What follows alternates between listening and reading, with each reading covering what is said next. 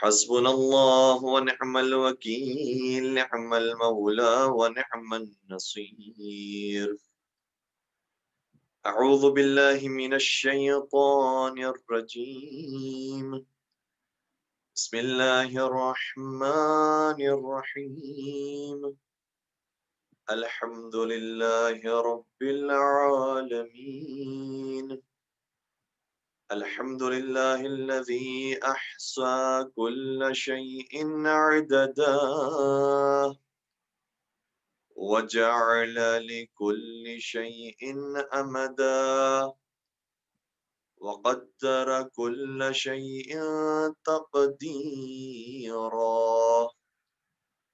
ثم الصلاة والسلام على النبي الأمي العربي القرشي الهاشمي المكي المدني الأبتحي التهامي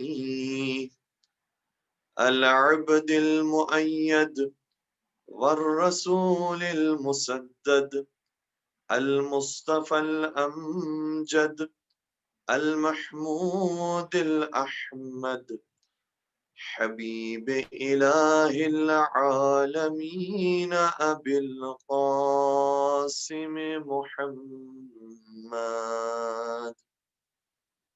اللهم صل على محمد وآل محمد وعجل فرجهم وعلى أهل بيته الطيبين الطاهرين المعصومين المظلومين الذين أذهب الله عنهم الرجس وطهرهم تطهيرا اللهم صل على اللهم صل على محمد وعلى محمد وعجل فرجهم ولعنة الله على أعدائهم أجمعين أما بعد فقد قال الله تبارك وتعالى في محكم كتابه المجيد وفرقانه الحميد بسم الله الرحمن الرحيم أم حسبت أن أصحاب الكهف والرقيم كانوا من آياتنا عجبا درود پڑھ دیجئے محمد و آل محمد اللهم صل على محمد وعلى محمد وعجل فرجهم اعزائے گرامی قدر، آج خمسہ مجالس سفر کی دوسری مجلس ہے اور جس موضوع کا ہم نے انتخاب کیا ہے وہ اہل شام اور اسیران شام کے عنوان سے ہے۔ ظاہر سی بات ہے کہ ایک تاریخی موضوع ہے اور تاریخی موضوعات کے اندر بہت ساری باتیں ایسی ہوتی ہیں کہ جس کے اندر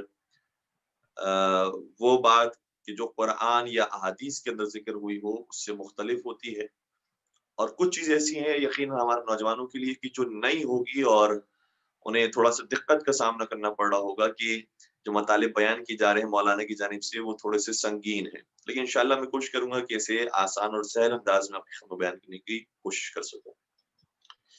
جزاک اللہ۔ دیکھیں ہمارا جو یہ تاریخی موضوع ہے، کیوں ہم نے اس موضوع کا انتخاب کیا ہے اور کیوں تاریخ کو بیان کرنا اور اسے پڑھنا ضروری ہے؟ دو اہم ترین وجوہات ہیں جو خود قرآن کریم نے بھی بیان کی ہیں، اور تاریخ کا جو مطالعہ کرنے والے افراد ہیں وہ بھی اس بات کو جانتے ہیں، چونکہ ہمارا سبجیکٹ بھی تاریخ کا ہے، ہماری فیلڈ ہسٹری آف اہل البیت ہے، تو ہماری زیادہ سے زیادہ کوشش ہوگی کہ اپنی اسپیشلائزیشن کے اعتبار سے آپ کی خدمت میں آرائز کو بیان کر سکیں۔ تو تاریخ پڑھنے کے دو اہم ترین مقاصد ہوتے ہیں۔ سب سے پہلا مقصد یقیناً ہمارے تمام سامعین کے اذہان کے اندر ہوگا کہ تاریخ پڑھ کر انسان عبرت حاصل کرتا ہے، اور یہ مقصد قرآن کریم نے بیان کیا ہے سورہ یوسف کی آخری آیت، سورہ یوسف سورہ نمبر 12 اور آیت نمبر 111۔ بہت آسان یہ ریفرنس ہے جو انشاءاللہ یاد رہے گا۔ ارشاد ہوتا ہے کہ وَكَانَ فِي قَصَصِهِمْ عِبْرَةٌ لِعُولِي الْأَلْبَابِ۔ اے رسول، یہ جو واقعات ہم نے بیان کیے ہیں، یہ جو انبیاء کے قصے بیان کیے ہیں، جو انبیاء کی داستانیں بیان کی ہیں، اس کا صرف ایک مقصد ہے کہ عبرۃ لأولی الالباب، یہ صاحبان عقل و شعور کے لیے عبرت ہے۔ اس کے اندر میسج موجود ہے، اس کے اندر پیغام موجود ہے، اس کے اندر سیکھنے کی باتیں موجود ہیں کہ جو انشاءاللہ ہم سب کو حاصل کرنی ہے۔ اور واقعاً جب ہم اپنے ممبروں سے مولا متقیان کے فضائل بیان کر رہے ہوتے ہیں اور ان کے واقعات بیان کر رہے ہوتے ہیں تو اس کے اندر بڑا پیغام ہوتا ہے کہ علی وہ ہیں کہ جو جنگوں میں بڑھ بڑھ کر حملہ کرنے والے تھے وہ حیدر کرار تھے، وہ دوسرے تھے کہ جو میدان سے فرار اختیار کرتے تھے، لیکن علی وہ تھے کہ جو بڑھ بڑھ کر حملہ کرنے والے تھے۔ جب ہم شب ہجرت کا واقعہ بیان کرتے ہیں کہ علی وہ تھے جو بے خوف و خطر بستر رسول پر، جسے بستر خوف بھی اب کہا جا سکتا ہے، اس بستر خوف پر بے خوف ہو کر سو رہے ہیں، اور جب بے خوف ہو کر سوئے ہیں تو پروردگار کی طرف سے آیت نازل ہوئی کہ وَمِنَ النَّاسِ مَن يَشْرِي نَفْسَهُ ابْتِغَاءَ مَرْضَاتِ اللَّهِ وَاللَّهُ رَءُوفٌ بِالْعِبَادِ، لوگوں میں سے بعض ایسے بھی ہیں کہ جو اپنا نفس بیچ دیتے ہیں اور اللہ کی مرضی کو خرید لیتے ہیں۔ اور شب ہجرت ہی کا واقعہ ہے کہ ایک طرف علی مرتضیٰ جو بے خوف خطر سو رہے ہیں، اور دوسرا وہ ہے کہ جو نبی اکرم کے پہلو میں ہے لیکن اس کے باوجود وہ ڈر رہا ہے اور خوف زدہ ہے، تو اس کے اندر عبرت کی بات ہے۔ اسی طریقے سے جنگ خندق کا میدان آتا ہے تو جنگ خندق میں صرف ایک ہاتھ ہے جو بار بار اٹھتا ہے اور کہتا ہے لبیک یا رسول اللہ، لبیک یا رسول اللہ، میں اپنی جان دینے کے لیے حاضر ہوں، میں اپنا نفس دینے کے لیے حاضر ہوں۔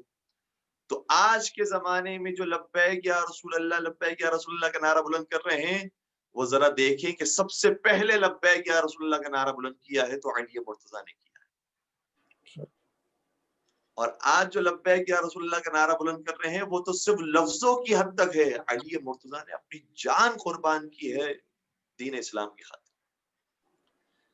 اور پھر ہم اسی تاریخ کو دیکھ کر سمجھتے ہیں کہ کربلا کے میدان میں تنہا نواز رسول کھڑا ہے ہزاروں کے مقابلے میں۔ کیوں کھڑا ہے؟ کیونکہ دین کو بچانا ہے، دین رسول کو بچانا ہے، حفظ شریعت کرنی ہے۔ تو تاریخ کے جتنے بھی واقعات ہیں اس سے انسان عبرت حاصل کرتا ہے اور پیغام حاصل کرتا ہے۔ تو سب سے پہلا مقصد تاریخ بیان کرنے کا یہ ہے کہ جتنے بھی تاریخی واقعات بیان کیے جا رہے ہیں جو شام سے متعلق ہیں یا حاکم شام سے متعلق ہیں یا خاندان عصمت و طہارت اور اسیران شام سے متعلق ہیں، اس میں پیغام موجود ہے کہ جو ہمیں اپنی زندگیوں کے اندر لے کر آنا۔ دوسرا ایک اور اہم مقصد بھی ہے جسے عام طور پر ہمارے نوجوان شاید فراموش کر جاتے ہیں، وہ یہ ہے کہ جب انسان تاریخ پڑھ رہا ہوتا ہے اور تاریخ سن رہا ہوتا ہے تو اس کے بعد اپنے آباء و اجداد کے واقعات کو سننے کے بعد، اپنے بزرگان کے واقعات کو سننے کے بعد اس کے حوصلے بلند ہو جاتے ہیں، اس کے حوصلے بلند ہو جاتے ہیں، اسے ایک طاقت ملتی ہے، ایک انرجی ملتی ہے کہ میرے آباء و اجداد نے کام کیا ہے تو میں بھی یہ کام آج کے زمانے میں کر سکتا ہوں۔ ہے میرے ساتھ؟ جی، کہ میرے آباء و اجداد ایسے تھے، اور یہ انداز بھی قرآن کریم نے اختیار کیا ہے۔ قرآن کریم یہ کہتا ہے نبی اکرم سے مخاطب ہو کر کہ فَاصْبِرْ كَمَا صَبَرَ أُولُو الْعَزْمِ مِنَ الرُّسُلِ، اے حبیب تم بھی صبر کرو اور ویسے ہی صبر کرو جیسے تم سے پہلے اولو العزم رسولوں نے صبر کیا ہے۔ اس کا مطلب یہ ہوا کہ جو تم سے پہلے اولو العزم رسول ہیں ان کے واقعات اور ان کی داستانیں اور ان کے قصے ہم نے بیان کیے ہیں تو اس لیے بیان کیے ہیں تاکہ تمہیں حوصلہ ملے، تمہارا سر فخر سے بلند ہو جائے کہ ہمارے آباء و اجداد ایسے تھے، ہمارے بزرگان ایسے تھے، اور آج کے زمانے میں انسان کو حوصلہ ملے کہ میں بھی وہ کام کر سکتا ہوں۔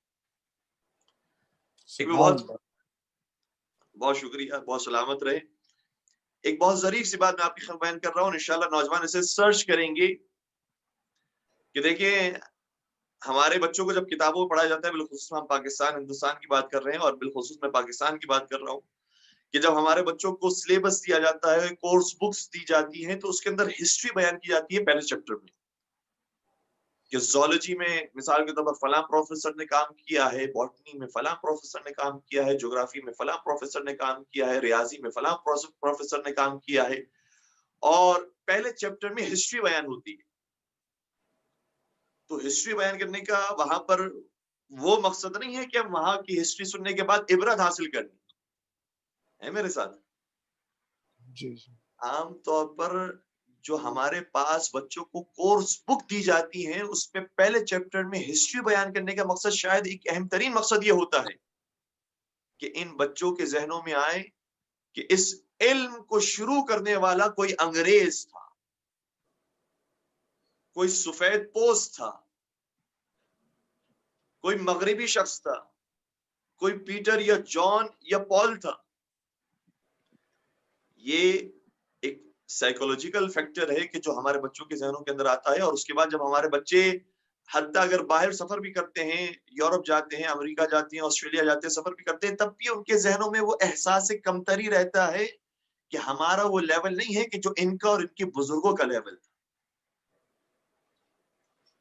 ہے میرے ساتھ؟ تو یہ ہمارے کورس بک کے اندر جو حصہ ہسٹری کا شروع میں رکھا جاتا ہے، اس کی اہم ترین وجہ یہ ہے۔ اور واقعاً جب ہم کیمسٹری کی بک کو پہلے پڑھا کرتے تھے تو اس کے اندر بیان کیا جاتا تھا کہ فادر آف کیمسٹری جابر بن حیان، لیکن آج آپ گوگل کے اوپر سرچ کیجئے فادر آف کیمسٹری کو، تو دیکھیے کہ جابر بن حیان کا نام آتا ہے یا کسی اور کا نام آتا ہے۔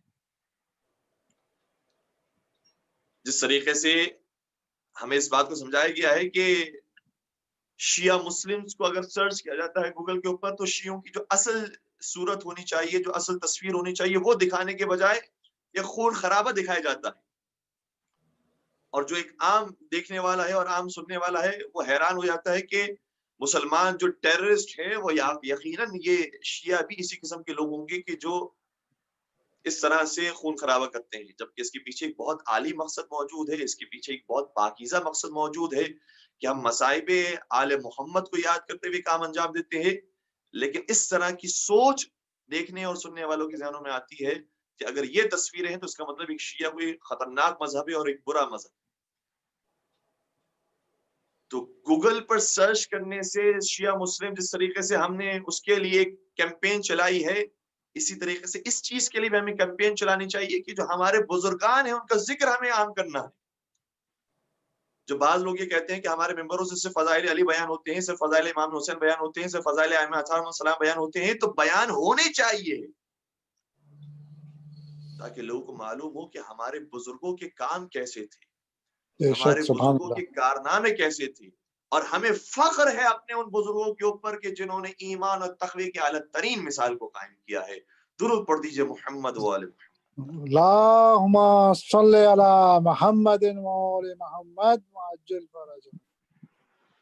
تو آج فادر آف کیمسٹری اگر گوگل پر سرچ کیا جائے تو اس کے اندر آپ کو بے شمار فادر آف کیمسٹری مل جائیں گے، اور آج ہی جو میں نے سرچ کیا تو اس میں 8 کے قریب فادر آف کیمسٹری، البتہ مختلف شعبوں کے اندر، اور اگر ٹاپ پر بھی کسی کا نام دیکھا جاتا ہے تو بہت سارے مقامات پر جابر بن حیان کا نام ہٹا کر کسی اور کا نام شامل کیا گیا۔ ارے ہم تو یہ کہہ رہے تھے کہ جابر بن حیان کا نام بھی نہیں ہونا چاہیے، بلکہ جابر بن حیان بھی کسی کے شاگرد ہیں، اصل تو استاد کا نام ہونا چاہیے کہ جس نے فادر آف کیمسٹری، جو فادر آف کیمسٹری اور جس سے کیمسٹری کا آغاز ہو رہا، اس استاد کا نام تو پہلے ہی موجود نہیں تھا، اب ان کے شاگرد کا نام بھی ہٹا دیا گیا۔ تو تاریخ ایک دوسرا مقصد بیان کرنے کا یہ ہوتا ہے کہ انسان تاریخ سننے کے بعد اس کے حوصلے بلند ہو کہ ہمارے بزرگ ایسے تھے تو ہمیں ویسا کام انجام دینا ہے، اور آج کے زمانے میں ہمیں بڑھ کر کام انجام دینا ہے۔ اور دیکھیں یقیناً ویسٹرن جو دنیا ہے اس نے بہرحال ایک انداز سے ترقی اختیار کی ہے، اور ان کی جو بہرحال امپروومنٹ ہے اس کو ہمیں حاصل کرنا چاہیے اور اسے سیکھنا چاہیے۔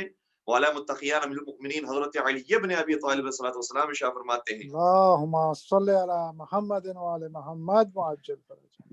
فرماتے ہیں کہ خذ الحکمہ ولو من کافر، یہ بعض جگہوں پر ولو من منافق، کہ حکمت کی باتوں کو حاصل کرو چاہے کسی کافر یا منافق سے حاصل کرنا پڑے۔ تو اگر مغربی ممالک کے اندر کوئی چیز اچھی ہے تو ہمیں وہ ایڈاپٹ کرنی چاہیے، سیکھنی چاہیے۔ انہوں نے اسکولنگز پر کام کیا ہے، انہوں نے کالجز پر کام کیا ہے، انہوں نے ہاسپٹلز پر کام کیا ہے، انہوں نے انفراسٹرکچر پر کام کیا ہے۔ یہ بہرحال ہم اس کے پیچھے، ہم ذرا سے پیچھے رہ گئے اس کے اندر۔ اور الحمدللہ ماشاءاللہ سے میں نے جہاں جہاں سفر کرنے کا اتفاق ہوا ہے وہاں پر مومنین کا حوصلہ ماشاءاللہ سے اتنے بلند ہے کہ نہ صرف یہ کہ انہوں نے امام بارگاہ اور مساجد بنائی ہے بلکہ اس کے ساتھ ساتھ اسکولنگ پر بھی بچوں کی کام کیا ہے ماشاءاللہ سے. اور مجھے امید ہے کہ یہاں پر جو مومن موجود ہیں وہ بھی اپنے ملک کے اندر، اپنے شہر کے اندر، اپنے محلے کے اندر اس طرح سے کام کر رہے ہوں گے کہ بچوں کی اسکولنگ کا بھی ہمیں بہترین انتظام کرنا ہے. ہاسپٹلس بھی ہمارے یہاں پر آئی سی ایس سے ہونے چاہیے، میٹرنیٹی ہاسپٹلس بالخصوص ہونے چاہیے، اور اسی طریقے سے دوسرے شعبوں کے اندر کام کرنا چاہیے. اسپیشلائزیشن کے جو ویسٹرن ممالک نے شروع کی ہے اس اسپیشلائزیشن کو ہمیں اپنے قوم کے اندر بھی داخل کرنا چاہیے. بلکہ ایک تو میں قصور اپنا ہی بیان کروں گا کہ ہمارے یہاں پر بھی جب علماء کرام آتے ہیں تو علماء کرام عام طور پر مختلف شعبوں کا کچھ علم لے کر آ جاتے ہیں. انہیں کچھ فقہ کی معلومات ہے، کچھ تفسیر کی معلومات ہے، کچھ حدیث کی معلومات ہے، کچھ رجال کی معلومات ہے، کچھ فلسفے کی معلومات ہے، کچھ عرفان کی معلومات ہے، کچھ جغرافیہ کی معلومات ہے، کچھ طب کی معلومات ہے، کچھ ریاضیات کی معلومات ہے. کوئی بھی ایسا عالم دین نہیں ہے کہ جو ایک شعبے کے اندر سر فہرست ہو کہ دنیا اگر اس فیلڈ کے اندر علم حاصل کرنا چاہے تو اس کی طرف رجوع کرے. اسپیشلائزیشن کا دور ہے، اور ہسٹری کے اندر کسی کو بہترین طریقے سے کام کرنا ہے تو کسی کو تفسیر کے اندر بہترین طریقے سے کام کرنا چاہیے، کسی کو حدیث کے اندر بہترین طریقے سے کام کرنا چاہیے، اور اسی طریقے سے نجوم کے اندر اور میڈیکل کے اندر اور ریاضیات کے اندر ہمیں اسپیشلائزیشن کرنی چاہیے اور اپنے دنیا کو دینی چاہیے کہ ہمارے پاس یہ اسپیشلسٹ موجود ہے.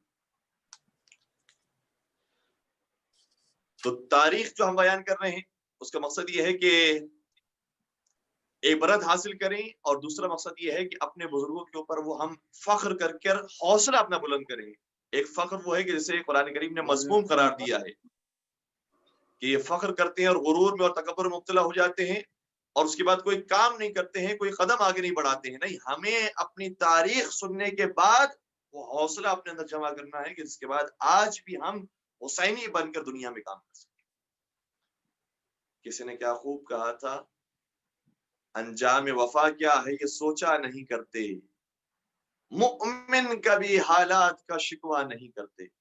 ہائے ہائے ہائے، انجام وفا کیا ہے یہ سوچا نہیں کرتے، مؤمن کبھی حالات کا شکوہ نہیں کرتے. یہ رسم سکھائی ہے حسین ابن علی نے، سر سجدے میں ہو تو تیروں کو دیکھا نہیں کرتے. سبحان اللہ، سبحان اللہ.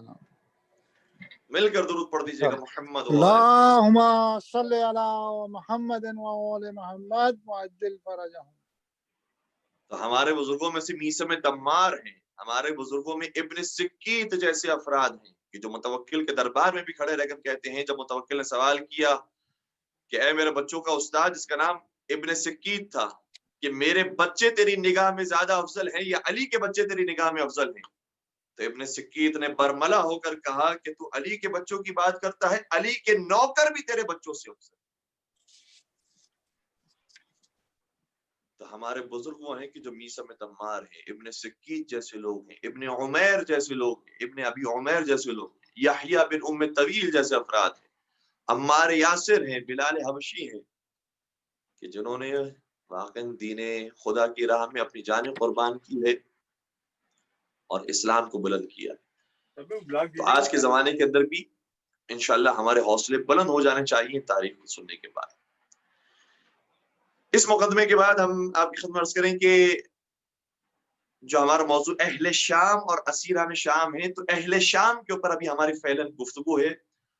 اور اہل شام صحیح ہے، بظاہر ہمیں شامی برے محسوس ہوتے ہیں، اور واقعاً جو انہوں نے کام کیا ہے اپنے دور کے اندر ان کے اوپر اللہ کی لعنت نازل ہوگی جنہوں نے ایسے کام میں شرکت کی ہو کہ علی اور اولاد علی پر سب کو شتم ہوتا رہا، خاموش رہے، علی اور اولاد علی پر یہ سب کو شتم کرتے رہے، لعنت بیچتے رہے، ان کے اوپر پروردگار کی لعنت نازل ہو. لیکن اہل شام میں سے بہت سارے افراد وہ ہیں کہ جو جانتے نہیں ہیں کہ حقیقت کیا ہے میرے ساتھ.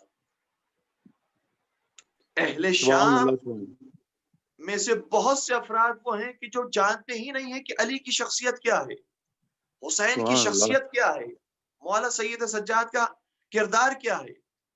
اس لیے ہمیں اہل شام کو اور حاکم شام کو الگ الگ رکھنا ہوگا. سبحان اللہ.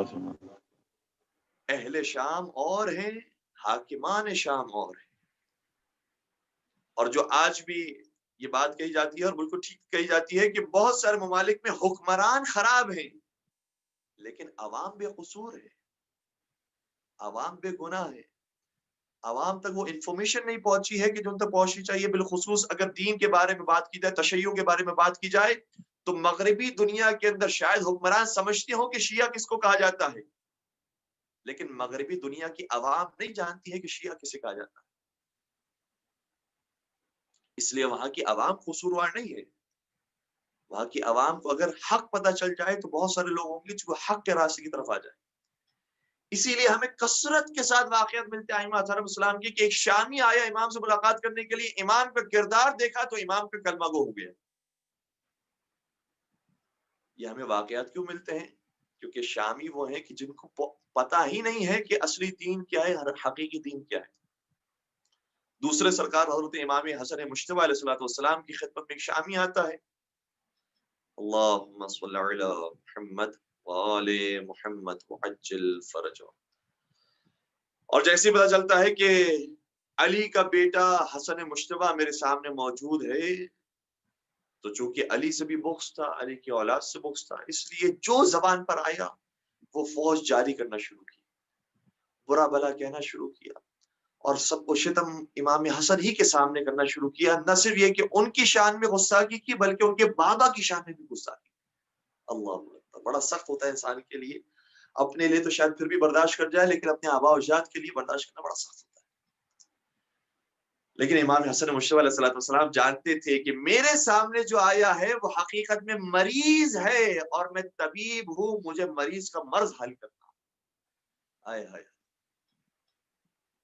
اس لیے امام حسن مجتبی بالکل خاموش رہے اور مسکراتے رہے۔ جب شامی اپنی ساری باتیں کہہ چکا تو امام حسن مجتبی نے کہا کہ مجھے لگتا ہے کہ تو مدینے میں نیا آیا ہے، تو مدینے میں پردیسی ہے، اگر مدینے میں تیرے پاس کوئی مکان نہیں ہے، جگہ نہیں ہے رہنے کے لیے، تو میرا گھر تیرے لیے حاضر ہے۔ ہائے ہائے ہائے، اگر تیرے پاس کھانا نہیں ہے تو میرے پاس کھانا اور غذا موجود ہے، اگر تیرے پاس کپڑے موجود نہیں ہیں تو میں تجھے کپڑے دے سکتا ہوں، میرے پاس کپڑے موجود ہیں۔ اللہ اکبر، مولا فرماتی ہوں اگر تیرے پاس اس شہر کے اندر کوئی دوست نہیں ہے تو میں ہی تیرا دوست ہوں۔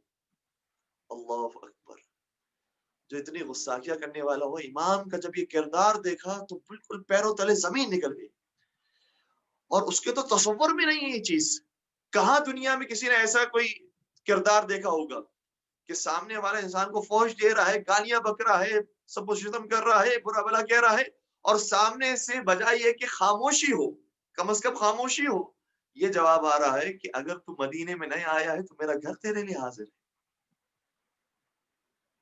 بے اختیار اس کی زبان سے نکلا کہ اے حسن مجتبی، جب میں شام سے مدینہ آیا تھا تو میری نگاہ میں سب سے منفور انسان اور مبغوض ترین انسان آپ کے علاوہ کوئی نہیں تھا، لیکن جب میری آپ سے ملاقات ہو گئی ہے تو آپ سے زیادہ میری نگاہ میں محبوب ترین انسان اور کوئی نہیں۔ مل کر درود پڑھ دیجیے گا، محمد وآل محمد، اللہم صلی علی محمد وآل محمد وعجل فرجہ۔ میں دوبارہ سے درخواست کروں گا کہ مومنین کا رسپانس اگر ہمیں ملتا رہے گا تو اچھا رہے گا اور مجلس کا ماحول بہتر طریقے سے بن سکے گا۔ جزاک اللہ، مائک جزاک اگر اللہ۔ آپ کھول دیجیے تو انشاءاللہ اچھا ہو جائے گا۔ بہت شکریہ، سلامت رہیں۔ ایک اور درود پڑھ دیجیے، محمد وآل محمد۔ اللہم صلی علی محمد وآل محمد۔ تو حاکمان شام کو اور اہل شام کو ہمیں الگ کر کے سمجھنا پڑے گا۔ اسی لیے مولا سید سجاد سے کتنے ہی لوگوں کی ملاقات ہوتی ہے اور مولا سید سجاد کا جب وہ کردار دیکھتے ہیں، مولا سید سجاد اپنا تعارف پیش کرتے ہیں تو اہل شام تبدیل ہو جاتے ہیں۔ اور یہی تو وجہ بنی ہے کہ جب خاندان عصمت و طہارت کو قیدی بنا کر یزید ملعون نے رکھا ہے تو وہ شام کے جو سب و شتم کرنے والا تھا ان کے اوپر اور ان کے آبا و اجداد کے اوپر، جب ان کا کردار دیکھتا ہے، ان کی پاکیزگی دیکھتا ہے تو اہل شام تبدیل ہو جاتا ہے۔ اس لیے اہل شام اور ہیں، حاکمان شام اور ہیں۔ اور یہاں پر جو میرے سامنے مومنین مخاطبین موجود ہیں ان میں سے اکثریت امریکہ کے اندر ہے، اور امریکہ کی امام بارگاہ سے ہم خطاب کر رہے ہیں، تو امریکہ کے اندر بھی بہت سے عوام وہ ہیں کہ جو نہیں جانتے ہیں کہ شیعہ کسے کہا جاتا ہے، نہیں جانتے کہ امام حسین کون ہے، نہیں جانتے ہیں کہ مولا متقیان کون ہے، نہیں جانتے کہ امام مہدی کون ہے. کیا بات ہے، سبحان اللہ سبحان اللہ. جب ان کے سامنے صحیح تعارف پیش کیا جائے گا تو عوام واقعا تبدیل ہو جاتی ہے، اور پھر بے وہ شک انقلاب برپا ہو سکتا ہے کہ جو شام میں انقلاب برپا. بے شک بے شک. تو حاکم شام نے بڑا تبدیل کرنے کی کوشش کی شام کو، اور ابن ابی الحدید معتزلی اہل سنت مورخ، اہل سنت محدث اور بہت بڑا عالم دین ابن ابی الحدید معتزلی، جسے آج عام طور پر ہمارے یہاں بہت آسانی سے بیان کر دیا جاتا ہے، اور اہل سنت ممبروں سے تو اس کا نام ہی بیان نہیں کیا جاتا، کیونکہ اس نے اتنے فضائل امیر المومنین کو بیان کیا ہے کہ شاید کسی اور نے اتنے بیان نہیں کیا. بلکہ جو اس موضوع پر تحقیق کرنے والے ہیں انہوں نے بیان کیا ہے کہ ابن ابی الحدید معتزلی نے جو کتاب لکھی ہے شرح نہج البلاغہ کے نام سے. سبحان اللہ. آج انسان تصور نہیں کر سکتا کہ کوئی اہل سنت عالم دین نہج البلاغہ پر شرح لکھی، لیکن اس زمانے میں علماء اہل سنت ایسے تھے کہ جنہوں نے باقاعدہ شرح لکھی ہے نہج البلاغہ کے اوپر. تو اس اہل سنت عالم دین نے جو شرح نہج البلاغہ لکھی ہے وہ اتنی بہترین شرح لکھی ہے اور اتنے بہترین واقعات اور روایات اس کے اندر لکھی ہے کہ بعض علماء کہتے ہیں کہ اگر اس کی کتاب نہ ہوتی تو بہت سارے فضائل علی مرتضیٰ چھپ جاتے، اور بہت سارے فضائل علی مرتضیٰ بیان نہ ہو سکتے. انہوں نے اپنی کتاب میں لکھا ہے کہ جس کے بعد ان کی کتاب سے نقل ہوا ہے دوسری کتابوں کے اندر. ابن ابی الحدید معتزلی نے اپنی اس کتاب کے اندر ایک جگہ پر روایت لکھی ہے، اور انہوں نے جس عالم دین سے روایت لکھی ہے وہ بھی عالم اہل سنت ہیں، بہت بڑے عالم ابو الحسن مدائنی، جن کی کتاب الاحداث کے نام سے ہے. اور ابو الحسن مدائنی چونکہ ہمارا تاریخ کا موضوع ہے لہٰذا چند ایک باتیں ہم آپ کی خدمت میں عرض کر رہے ہیں کہ ابو الحسن مدائنی بھی یہ وہ شخص ہے کہ جس نے کتابیں بہت ساری لکھی تھی، بلکہ 200 سے زیادہ اس سے کتابیں لکھی تھی، لیکن آج کوئی بھی کتاب اس کی اصلی حالت میں موجود نہیں. جتنی بھی کتابیں اور جتنی بھی اس کی باتیں ہیں وہ دوسروں کی کتابوں کے اندر آئی ہیں جو روایات کی صورت میں ہم تک پہنچی ہے، لیکن اصلی حالت کے اندر کوئی بھی کتاب ایسی نہیں ہے جو ابو الحسن مدائنی کی ہمارے پاس موجود ہے. لیکن ابن ابی الحدید معتزلی نے اس کی کتاب سے، الاحداث نامی کتاب سے ایک روایت لکھی. ابو الحسن مدائنی کی کتاب تو ختم ہو گئی، لیکن شرح نہج البلاغہ کے اندر یہ روایت آ گئی. روایت کیا ہے؟ بڑی خوبصورت روایت ہے جس سے پتہ چلتا ہے کہ شام کے حالات کیسے تبدیل ہوئے. میرے ساتھ رہیے گا. کہتا ہے کہ حاکم شام جب برسر اقتدار آیا تو سب سے پہلا کام اس نے یہ کیا کہ مولا متقیان کے جتنے فضائل ممبروں سے بیان ہوتے تھے حکم دیا کہ اب کسی خطیب کو یہ حق حاصل نہیں ہے کہ علی کی فضیلت بیان. دیکھیں کام یہاں سے شروع ہوا. جیسے میں نے آپ کی خدمت میں عرض کیا کہ فادر آف کیمسٹری اب تک رکھا جاتا تھا جابر بن حیان کا نام ہے، لیکن آج تلاش کریں تو جابر بن حیان کا نام بڑی مشکل سے ملتا ہے. اسی طریقے سے حاکم شام نے بھی شام کے حالات کو اس طریقے سے تبدیل کیا کہ علی مرتضیٰ کی شان میں اب کوئی فضیلت بیان نہیں کر سکتا، اور جو فضیلت بیان کرے گا اسے بری طریقے سے سزا دی جائے گی، اسے قتل کیا جائے گا، اس کے گھر والوں کو ستایا جائے گا. تو جو پیڑ خطیب تھے انہوں نے علی مرتضیٰ کے فضائل کو بیان کرنا ختم کر دیا. دوسرا کام حاکم شام نے یہ کیا کہ اب تک علی کے فضائل بیان ہو رہے تھے وہ بیان ہونا ختم ہو گئے، تو اس کے مقابلے پر کوئی تو ہو کہ جس کے واقعات بیان کیے جائیں، کہ جس کے فضائل بیان کیے جائیں. اس کے بعد دوسرا کام یہ کیا کہ بنی امیہ کے اور اپنے خاندان کے فضائل ایسے ایسے لوگوں میں بیان کرنا شروع کیا کہ ہم تھے جو رسول اللہ سے بہت قریب تھے، ہم تھے جو رسول اللہ پر ایمان لے کر آئے، ہماری وجہ سے دین اسلام ترقی کیا، اور باتیں گھڑنا شروع کی اور شام والوں کے ذہن تبدیل ہونے لگے. یہ دوسرا کام کیا. تیسرا کام بڑا عجیب کیا. تیسرا کام یہ کیا کہ جتنے بھی شیعہ نے حیدر کرار، جو علی کا نام لینے والا ہے، جو امام حسن امام حسین کا حتی نام لینے والا ہے، اس کی زبان بندی کی جائے، اور اگر وہ زبان بندی پر راضی نہیں ہوتا ہے اور اس کے بعد بھی وہ علل اعلان فضائل بیان کرتا ہے تو اسے سزا دی جائے، اس کے اوپر سب کو شتم کیا جائے اور اسے اتنی سختی کے اندر رکھا جائے کہ دوسروں کے لیے وہ نشان عبرت بن جائے. یعنی تیسرے موقع پر شیعہ نے علی پر حملہ کیا. پہلے موقع پر فضائل علی کو محو کیا گیا اور مٹا دیا گیا.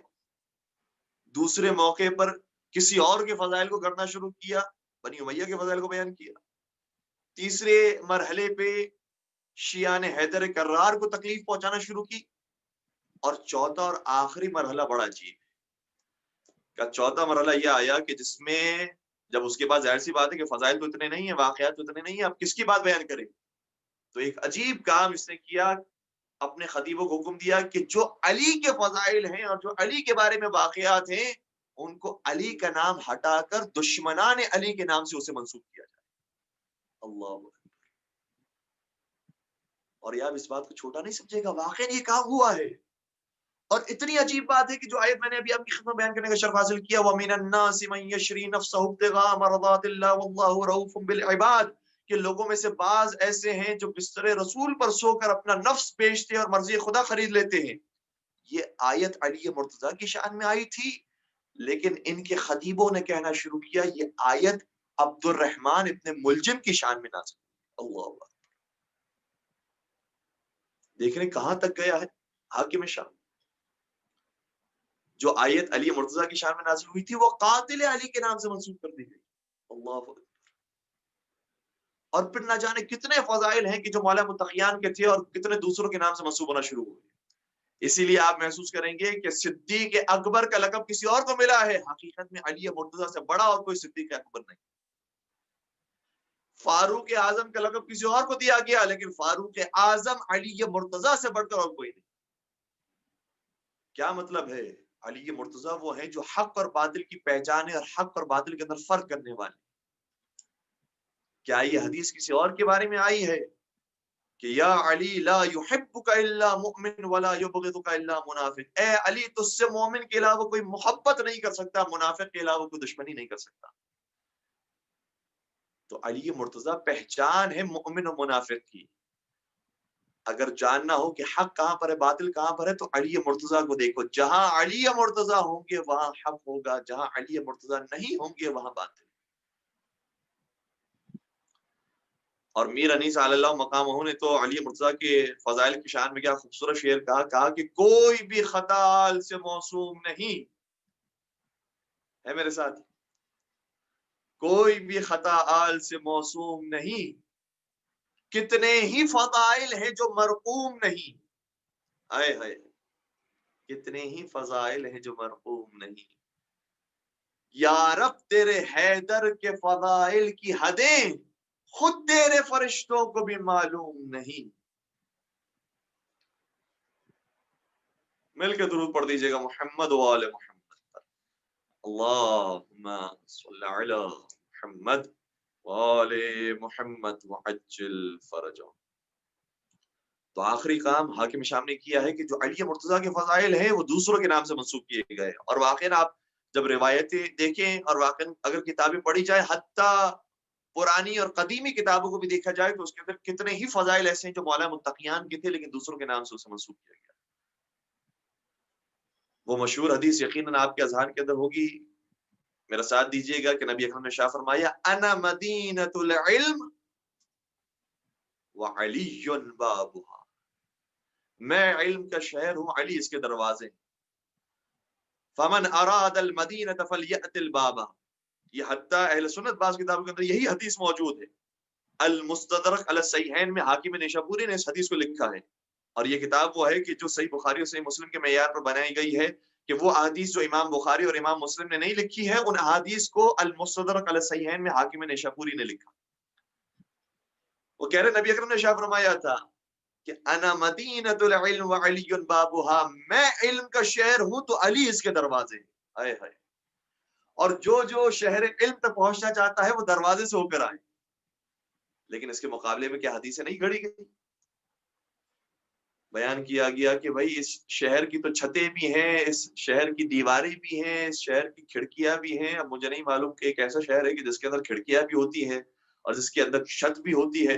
ہم نے تو زندگی میں کوئی ایسا شہر نہیں دیکھا کہ جس کی چھت بھی ہو، جس کی کھڑکیاں بھی ہو۔ تو روایتیں کرنے والوں نے ایسی روایتیں گڑھی علی مرتضیٰ کی دشمنی میں آ کر کہ علی مرتضیٰ کے لیے اگر یہ فضیلت بیان ہوئی ہے کہ وہ باب مدینۃ العلم ہے تو دوسروں کے لیے بھی کچھ نہ کچھ باتیں بیان کی جائیں۔ اور مجھے کہنے دیجئے کہ جو شریف انسان ہوتا ہے وہ ہمیشہ دروازے سے آتا ہے، کبھی دیوار پھلانگ کر نہیں آتا۔ سبحان اللہ. وہ دیوار پھلانگ کر کبھی نہیں آتا، دروازے سے آتا ہے اور دروازے سے جاتا ہے. اسی لیے جب کسی ایک عالم اہل سنت سے سوال کیا گیا کہ نبی کے خدمت میں کتنی مرتبہ جبرائیل امین آئے، تو انہوں نے کہا کہ 12,000 مرتبہ آئے. اور کہا کہ کیا علی کے پاس بھی کبھی جبرائیل امین آئے؟ تو انہوں نے کہا کہ تو علی کے پاس جبرائیل امین آنے کی بات کرتا ہے، علی کے پاس جبرائیل 24,000 مرتبہ آئے. پوچھنے والا حیران ہو گیا کہ نبی کے پاس 12,000 مرتبہ تو علی کے پاس 24,000 مرتبہ کیسے آ سکتے ہیں؟ تو اس عالم اہل سنت نے کہا تجھے نہیں معلوم، نبی اکرم نے شاہ فرمایا تھا انا مدینۃ العلم وعلی بابھا، میں علم کا شہر ہوں اور علی اس کے دروازے ہیں. تو جو آئے گا وہ دروازے سے آئے گا اور دروازے سے جائے گا. جبرائیل جب جب نبی کی خدمت میں آتے تھے تو علی سے ہو کر آتے تھے، اور جب جب جاتے تھے علی سے ہو کر جاتے تھے. درود پڑھ دیجئے محمد و آل محمد. اللہم صلی علی محمد و آل محمد. اور نہ جانے کتنی احادیث کو جو مولانا متقیان کی شان میں آئی تھی دوسروں کے حوالے سے منسوخ کیا گیا.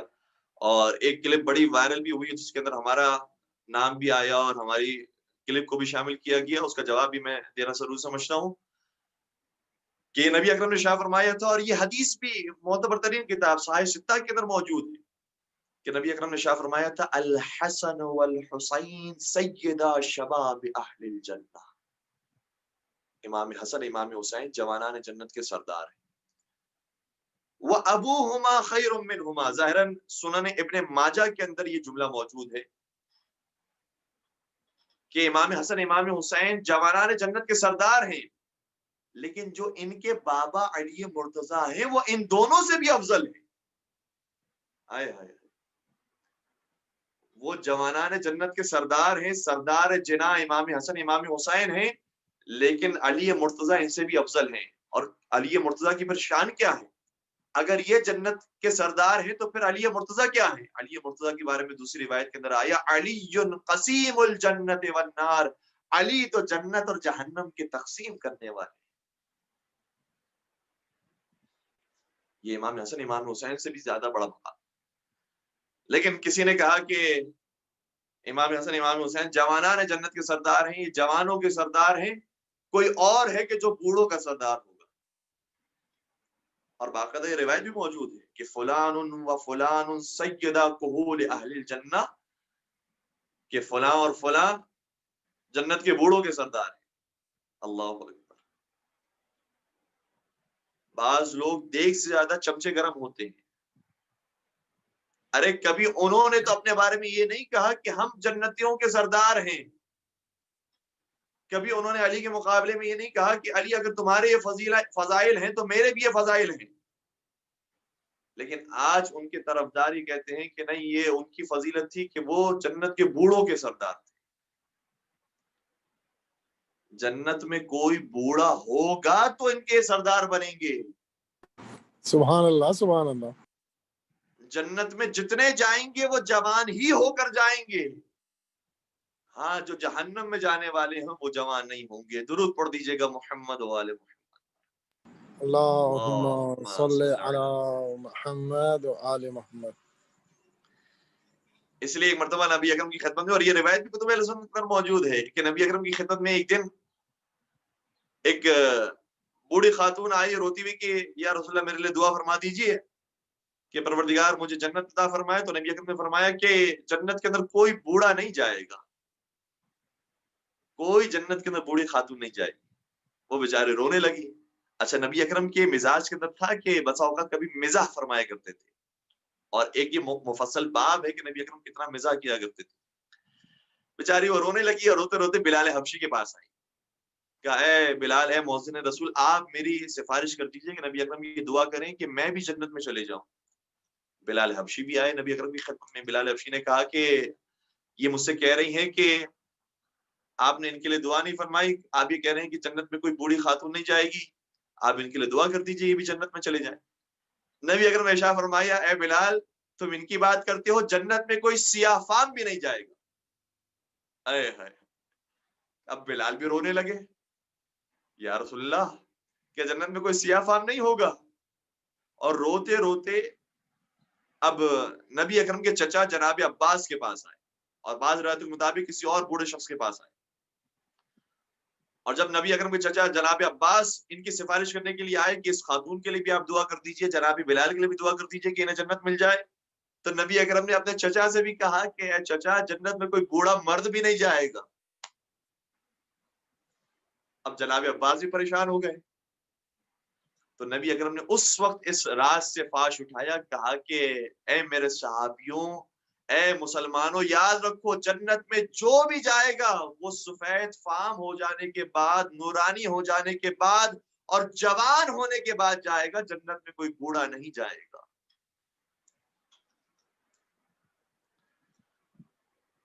تو جن لوگوں نے یہ حدیث گڑھی ہے انہوں نے تصور نہیں کیا، خیال نہیں کیا کہ حدیث اگر گڑھی جائے تو ایسی اس طرح سے گڑھی جائے کہ کم از کم وہ عقل کے معیار میں پورا اترے۔ اور عجیب بات یہ ہے کہ امام حسن امام حسین کے بارے میں جو حدیث بیان کی گئی ہے، ظاہر سی بات ہے کہ نبی اکرم نے مکہ میں تو بیان نہیں کی ہوگی، مدینہ میں بیان کی ہوگی۔ جب امام حسن امام حسین کی ولادت ہو گئی اور کچھ عرصہ گزر گیا ہوگا، اس کے بعد بیان کی ہوگی۔ تو امام حسن امام حسین کے بارے میں تو نبی اکرم مدینہ کے اندر آنے کے بعد حدیث بیان کر رہے ہیں، کیونکہ مدینہ میں امام حسن امام حسین کی ولادت ہو رہی ہے۔ سوال یہ ہے کہ وہ لوگ جن کے بارے میں یہ حدیث گھڑی گئی کہ وہ بوڑھوں کے سردار ہوں گے، وہ تو مکہ کے اندر مسلمان ہو رہے ہیں، مکہ کے اندر بظاہر انہوں نے اسلام قبول کیا ہے، اور اگر دیکھا جائے تو مکہ کے اندر ان کی ہجرت ہے، اور سب سے بڑی فضیلت جو بیان ہوتی ہے کہ غار کے اندر نبی اکرم کے ساتھ تھے، تو یہ سارے واقعات مکہ کے اندر ہے۔ اگر نبی اکرم کو ان کے بارے میں واقعاً یہ حدیث بیان کرنی ہوتی تو مکہ میں بیان کرتے،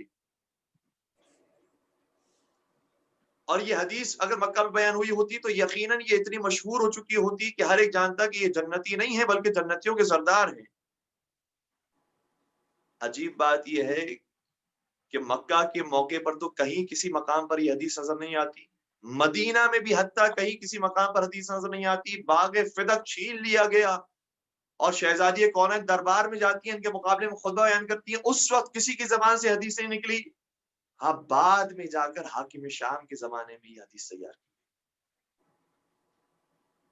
اور پھر میں آپ کی خدمت میں عرض کروں کہ واقعہ تو کتب اہل سنت کے اندر بھی موجود ہے کہ ایک مرتبہ عبداللہ بن عمر جو خلیفہ ثانی کے بیٹے تھے، منبر رسول پر آ کر خطبہ بیان کر رہے تھے، تو امام حسین تشریف لائے اور امام حسین نے عبداللہ بن عمر کو کھینچ کر نیچے اتارا اور کہا کہ یہ میرے نانا کا منبر ہے، یہاں پر غلاموں کے بیٹھنے کی جگہ نہیں ہے، یہاں کوئی غلام آ کر نہیں بیٹھا کرتا۔ تو عبداللہ بن عمر روتے روتے اپنے بابا کے پاس آئے اور کہا کہ حسین نے مجھے یہ کہا ہے کہ منبر میرے نانا کا ہے، ان کے غلاموں کا نہیں ہے۔ تو جا کر خلیفہ ثانی نے کہا، اے بیٹا، جا کر حسین سے سند لے کر آؤ اور ان سے کہو کہ وہ لکھ دیں کہ تم ان کے غلام ہو، یہی تمہاری شفاعت کے لیے کافی ہوگا۔ تو مجھے کہنے دیجئے کہ وہ جو حسین کی غلامی کی سند پانا چاہتے ہو، وہ کیسے ممکن ہے کہ جنت کے سردار بن جائے؟ درود پڑھ دیجئے سبحان گا اللہ، محمد، سبحان اللہ، ماشاء اللہ مولانا، سبحان اللہ، سبحان اللہ، اللهم درود صل بھیج على دیجئے گا محمد محمد و آل وعلى محمد۔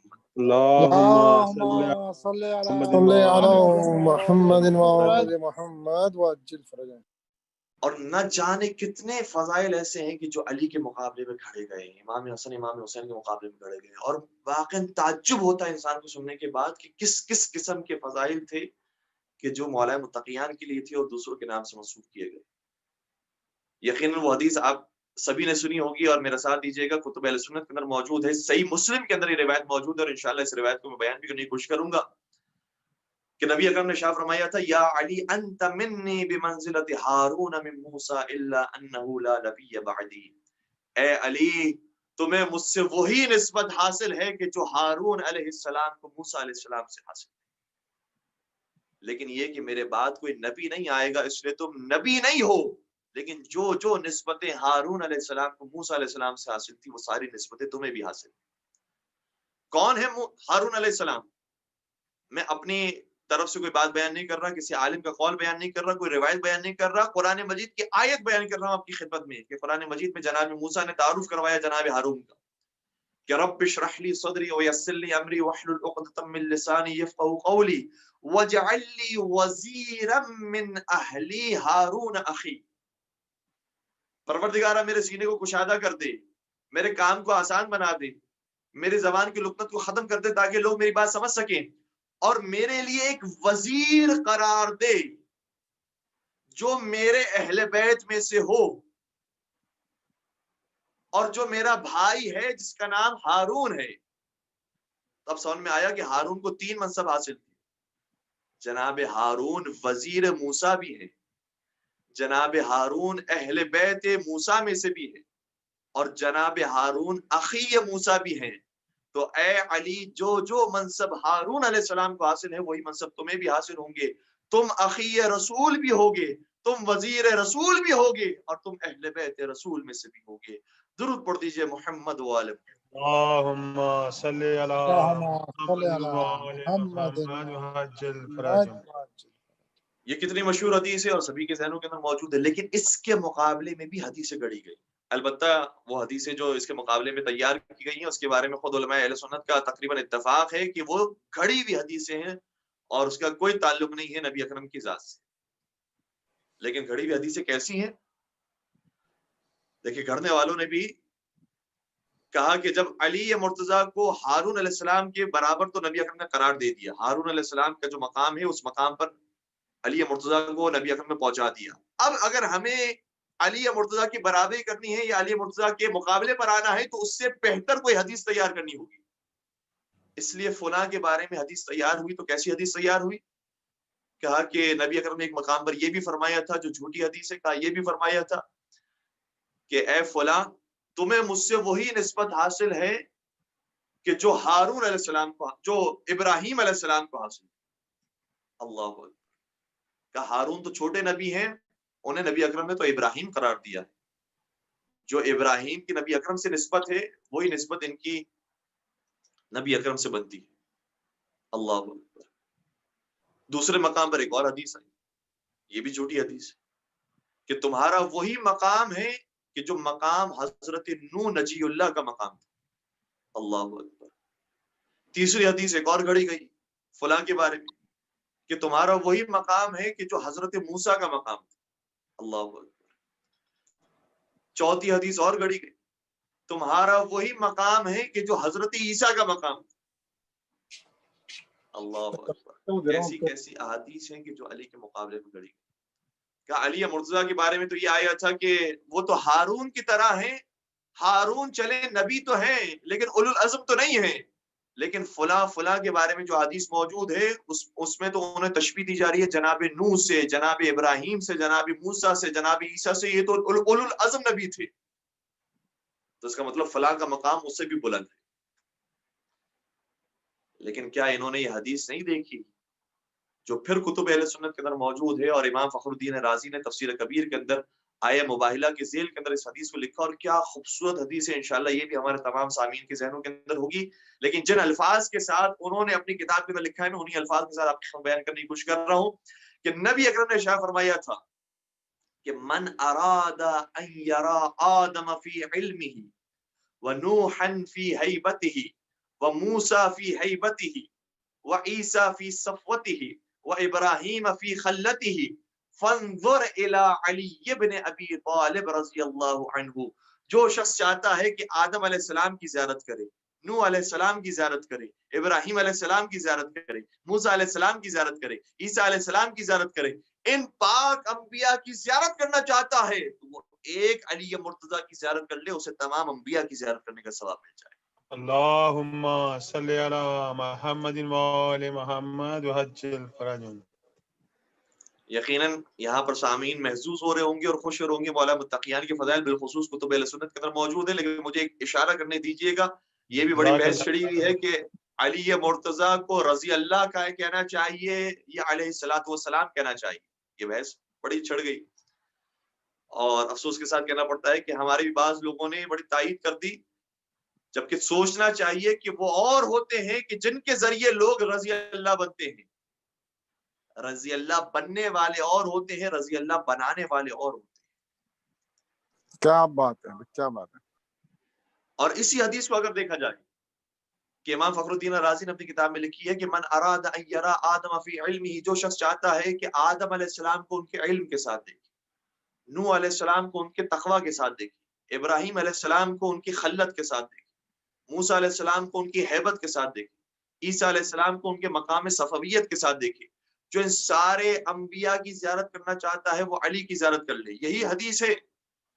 میں سوال یہ کرنا چاہوں گا کہ جو اتنے بڑے بڑے انبیاء کی زیارتوں کا مجموعہ ہو، سوال یہ ہے کہ خود اس نبی کے لیے جب آپ نام استعمال کرتے ہیں تو ان کے آگے رضی اللہ کہتے ہیں یا علیہ الصلوۃ والسلام کہتے ہیں؟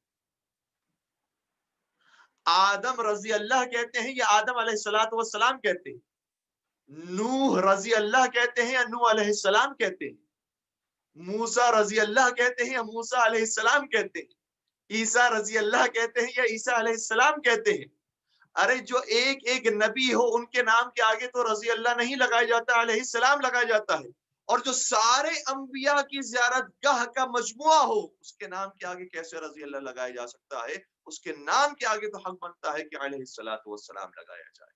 درود پڑھ دیجئے محمد و آل محمد۔ اللہم صلی علی محمد وآل محمد وعجل فرجهم۔ تو حضرت علی مرتضیٰ کے شان کو گھٹانے کے لیے اس طریقے سے کوششیں کی گئی، اور نہ جانے کتنی احادیث موجود ہیں۔ اس لیے بڑے بڑے محدثین نے لکھا ہے کہ ہمارے پاس احادیث کی کثرت تھی، روایتوں کی کثرت تھی، اور ہم نے اس میں سے بہت کم تعداد ایسی ہے جو اپنی کتاب میں لکھی ہے۔ حتیٰ امام بخاری کا اعتراف ہے، امام مسلم کا اعتراف ہے، حاکم نیشابوری کا یہ اعتراف موجود ہے کہ ہمارے سامنے حدیثوں کی کثرت موجود تھی۔ کیوں؟ کیونکہ حدیثوں کی دکانیں کھل چکی تھی، ممبروں پر جو جتنی بہتر حدیث گڑھ سکتا تھا وہ گڑھنے کی کوشش کرتا تھا۔ اللہ اکبر، اور اس طریقے سے مسلسل حدیثیں گڑھی۔ لیکن اس واقعے کو بیان کرنے کے بعد ابن ابی الحدید معتزلی نے بھی ایک اشارہ دیا ہے، اور جس نے ابن ابی الحدید معتزلی کی بات کو نقل کیا ہے انہوں نے اس بات کو تفصیل سے بیان کیا ہے۔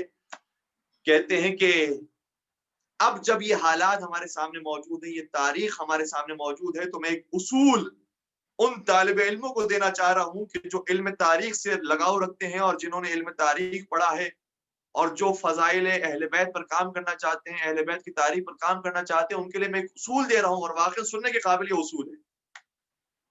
ابن ابی الحدید یہ معتزلی یہ کہتے ہیں کہ اصول یہ ہے کہ جب تمہیں کوئی حدیث ایسی نظر آئے کہ جو کسی اور کے بارے میں ہو، اور ویسی ہی حدیث علی مرتضیٰ کے بارے میں بھی موجود ہو، ہائے ہائے، دو طرح کی حدیثیں ہوں، جملے وہی ہیں، انداز وہی ہے، کلام وہی ہے، صرف نام تبدیل ہو گئے، کسی اور کے بارے میں بھی وہی حدیث موجود ہے، اور علی مرتضیٰ کی شان میں بھی وہی حدیث موجود ہے، تو ابن ابی الحدید معتزلی کا یہ بیان ہے۔ تو پھر جان لینا اور سمجھ لینا کہ جو حدیث علی کے نام سے آئی ہے وہ صحیح حدیث ہے، اور جو حدیث دوسروں کے نام سے آئی ہے وہ جعلی اور جھوٹی حدیث ہے۔ کتنا سبحان اللہ۔ خوبصورت معیار جو علم تاریخ پڑھنے والے ہیں ان کے سامنے پیش کر دیا کہ جتنی یہ روایتیں کھڑی گئی ہیں اس کو اگر پرکھنا ہو تو اس کا معیار کتنا خوبصورت ہے، کہ اگر تمہیں وہی الفاظ نظر آتے ہیں، وہی کلام نظر آتا ہے کہ جو علی کے احادیث کے اندر اور علی کی شان میں جو احادیث آئی ہیں ان کے بارے میں بھی آیا، اور جو دوسروں کے بارے میں آئی ہیں ان کے بارے میں بھی آیا ہے، تو جو مولا علی کے بارے میں الفاظ آئے وہ تو زمان نبی سے جاری ہوئے ہیں، لیکن جو دوسروں کے بارے میں آئے ہیں وہ بعد میں بنائے گئے ہیں، زبان نبی اکرم سے جاری نہیں۔ بس عزیزوں، آج میں نے کسی حصے کو شام والوں اور حاکم شام کے حوالے سے بیان کرنے کی کوشش کی کہ حاکم شام نے کیسا کام کیا ہے کہ جس کے بعد شام کے اندر وہ تبدیلی پیدا ہوئی ہے کہ اسیران اہل بیت کا کارواں بھی آتا ہے تو وہ خوشیاں منا رہے، وہاں جشن کا سما ہے۔ لیکن ہاں، مولا سید سجاد کی کوششیں بڑی ایسی تھیں کہ جس کے نتیجے میں شام کے اندر انقلاب برپا ہوا۔ اور مجھے یہ جملہ حوصلہ دے کر کہنے دیجئے کہ پہلے علی مرتضیٰ، پہلے علی شام والوں کا مقابلہ کرتے ہیں تو تلوار سے کرتے ہیں، جنگوں سے کرتے ہیں، گرچہ کئی مقامات پر انہوں نے صبر و تحمل سے کام لیا، لیکن تلوار سے جہاد کرنے کے بعد شام والے تبدیل نہیں ہوئے۔ لیکن سید سجاد نے جو زنجیریں پہن کر جہاد کیا ہے اس کے بعد شام میں انقلاب آ گیا۔ دوسرے علی نے قیدی بن کر جو جہاد کیا ہے اس کے بعد شام میں انقلاب آ گیا۔ خود شام جا کر شام والوں کو دکھایا ہے کہ اہل بیت عصمت و طہارت کیسے ہوتے، تب جا کر شام میں انقلاب آیا ہے۔ مولا سید سجاد زنجیروں میں جکڑ کر کوفے سے شام لائے جا رہے ہیں۔ آئے ہائے، جب شام سے ذرا قریب ہوئے تو روایت یہ کہتی ہے کہ ابراہیم بن طلحہ بن عبید اللہ نامی ایک شخص، کہ جس کے بارے میں دو خیالات ہیں۔ بعض کہتے ہیں کہ جو جنگ جمل میں طلحہ علی مرتضیٰ کے مقابلے میں آیا تھا یہ اس کا بیٹا ہے۔ بعض کہتے ہیں کہ نہیں، یہ اس کا بیٹا تو نہیں ہے لیکن یہ بھی جنگ جمل میں ضرور آیا تھا۔ جب یہ علی کا دشمن علی کی اولاد کو اس طریقے سے دیکھتا ہے، سید سجاد کو زنجیروں میں جکڑا ہوا قیدی دیکھتا ہے، تو ایک مرتبہ سید سجاد کے پاس آیا اور زخموں پر نمک چھڑکنے لگا اور کہنے لگا من غلبا، اے علی ابن الحسین یہ بتاؤ آج کون جیت گیا، آج کون غالب آ گیا، آج کون فتح یاب ہو گیا، آج کس کی جیت ہے؟ اللہ اکبر، سید سجاد نے کیا غضب کا جواب دیا ہے۔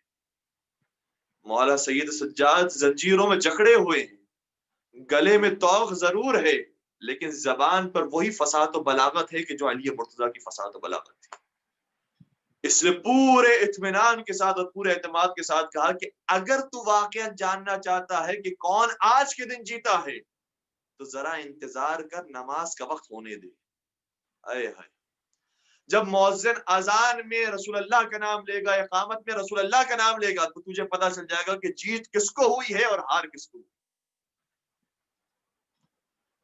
سید سجاد نے اس طریقے سے شام والوں کے درمیان اب پیغام دین کو عام کرنا شروع کیا۔ لیکن ہائے، ذرا ذرا یہ قافلہ جب شام کے قریب پہنچتا ہے تو مصائب میں اضافہ ہونا شروع ہوتا ہے۔ شام میں اب جشن کا سما ہے اور یہ شامی اب اس قافلے کو دیکھ رہے ہیں جو بڑا مختصر قافلہ ہے اور قیدی بنایا گیا ہے۔ جب اس قافلے کو دیکھتے ہیں تو روایت کے جملہ میں دیکھ کر آپ کی خدمت میں عرض کر رہا ہوں کہ شامی آگے بڑھا اور کہنے لگا ما رأینا سبایا احسن من ہؤلاء، میں نے اپنی زندگی میں کوئی قیدی اتنا نجیب اور شریف نہیں دیکھا ہے جیسے یہ قیدی نظر آتی۔ پھر آگے سوال کرتا ہے فمن انتم، یہ بتاؤ کہ تم ہو کون؟ روایت کا جملہ یہ ہے فقال سکینۃ بن الحسین، ایسے موقع پر حسین کی بیٹی سکینہ نے جواب دیا نحن سبایا آل محمد، ہم آل محمد کے گھرانے والے ہیں جنہیں قیدی بنایا۔ اس طریقے سے شام والے آ کر سوال کرتے تھے اور اسیران شام اس طریقے سے جواب دیتے تھے اجرکم علی اللہ، بڑے سخت منزلیں ہیں۔ اور میں آپ کے خدمت میں ان منزلوں کو بیان کرنے کے لیے ایک مثال عرض کروں گا، لیکن آپ سے دست سے دست جوڑ کر معافی بھی چاہتا ہوں، صرف مثال بیان کر رہا ہوں تقریب ذہن کے لیے تاکہ ذہن قریب ہو جائے اور بات کو آپ محسوس کر سکیں، لیکن میں بہت معذرت چاہتا ہوں۔ مثال یہ ہے کہ خدا نہ خواستہ ہماری بہن کو، ہماری سگی بہن کو اگر اس محترم اور معزز مجمع کے سامنے سے گزرنا پڑے، چاہے پورے حجاب کے ساتھ ہی کیوں نہ ہو، میں نے معافی مانگ لی ہے آپ سے، چاہے پورے حجاب کے ساتھ ہی کیوں نہ ہو، مجھے بتائیے کہ بھائی کی کیفیت کیا ہوتی ہے؟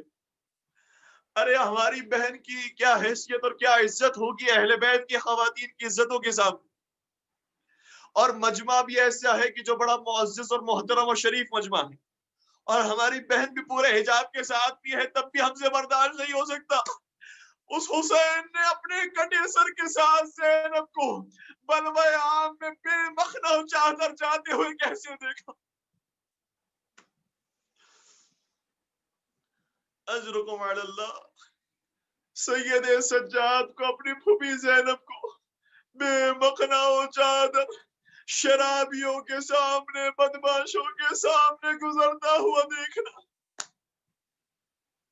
ارے یہ وہ بیوی ہے کہ پڑوسی خود یہ گواہی دیتا ہے، میں نے دیکھنا تو بہت دور کی بات علی کی بیٹی کی کبھی آواز بھی نہ سنی تھی، ہے جس کی آواز بھی نامحرم نے کبھی نہ سنی ہو، اسے شام کے بازار میں بے مقرر چادر لایا جا رہا ہے۔ اسی لیے تو شام میں جب ایک صحابی سہل ابن سعد الساعدی ایک مرتبہ جب شام میں داخل ہوتا ہے اور دیکھتا ہے کہ شام کے اندر جشن کا سما ہے، سوال کرتا ہے کہ کیا کوئی آج عید کا دن ہے کہ جو ہمیں بھی نہیں معلوم؟ کہا تجھے معلوم نہیں ہے کہ شام میں حالات کیا ہے؟ تو شام میں نہیں آیا ہے؟ کہا کہ ہاں میں مدینے کا رہنے والا ہوں، بیت المقدس زیارت کے لیے جا رہا تھا، شام سے ہوتا ہوا نکلا تو میں نے دیکھا کہ شام کے اندر یہ جشن کا سما ہے، آخر ماجرا کیا ہے؟ کہنے لگا کہ ایک باغی گروہ کو لایا جا رہا ہے، ایک خارجی گروہ کو لایا جا رہا ہے۔ سالم نے سارے سعیدی کہتا ہے کہ میں اس قافلے کی طرف آگے بڑھا، میں بھی تو دیکھوں کہ یہ باغی گروہ کس کا ہے، لیکن جیسے جیسے میں نے قدم کو آگے بڑھایا، ارے یہ تو چہرے ایسے نظر آتے ہیں جو مدینے میں دکھائی دیے تھے، یہ تو سید سجاد کا چہرہ ہے، یہ تو خاندان عصمت و طہارت ہے۔ ارے ان کے قریب آیا اور سوال کیا آقا سید سجاد آپ کے اوپر کون سی آفت آئے؟ کہا سالم نے سارے سعیدی مجھ سے کتنے مسائل کے بارے میں پوچھو گے اور میں کن کن کے بارے میں بیان کروں گا، آج میں تم سے صرف ایک درخواست کرتا ہوں، ان نیزے برداروں سے کہو ان سروں کو آگے آگے لے کر جائے تاکہ شام والوں کی نظر ان سروں پر پڑے، اہل بیت کی خواتین کے بے مخنہ چادر سروں پر ان کی نگاہیں نہ پڑے۔ سالم نے زاہدی کہتا ہے میں نے آقا سید سجاد کی بات سنی اور نیزہ برداروں کے پاس گیا، ان سے درخواست کی، لیکن انہوں نے میری بات نہ مانی۔ میں نے کچھ پیسے نکالے اور 1000 دینار نیزے برداروں کو دیے اور کہا کہ یہ نیزے آگے لے کر چلو۔ نیزے بردار سروں کو آگے لے کر چلنے لگے۔ سید سجاد نے سہل سے دوبارہ ملاقات کی تو سہل کو دعا دی، کہنے لگے حشرک اللہ معنا یوم القیامہ، اے سہل جو تو نے اتنی میرے لیے تکلیف کی ہے، پروردگار تجھے اس کا یہ اجر عطا فرمائے کہ تجھے قیامت میں میرے ساتھ محشور کرے۔ بس میں کہوں گا مولا سید سجاد ہم بھی آپ کے لیے کچھ کر نہ سکے، مولا کاش ہم آپ کے پاس ہوتے تو آپ کی خدمت کرتے اور آپ کی نصرت کرتے، لیکن مولا سید سجاد ہم آپ سے ایک درخواست کریں گے، جو دعا آپ نے سہل کے لیے کی تھی وہی دعا ہمارے لیے بھی کر دیجئے گا۔ ہم آپ پر گریہ کرنے والے ہیں، ہم آپ کے مصائب کو بیان کرنے والے ہیں، ہم آپ کا مشیادہ بچھانے والے ہیں، ہم آپ کی مجلس میں آنے والے ہیں۔ اے آقا سید سجاد جو دعا آپ نے سہل کے لیے کی تھی وہ ہمارے لیے بھی کر دیجئے تاکہ ہمارے مقدر بھی سمجھ جائے۔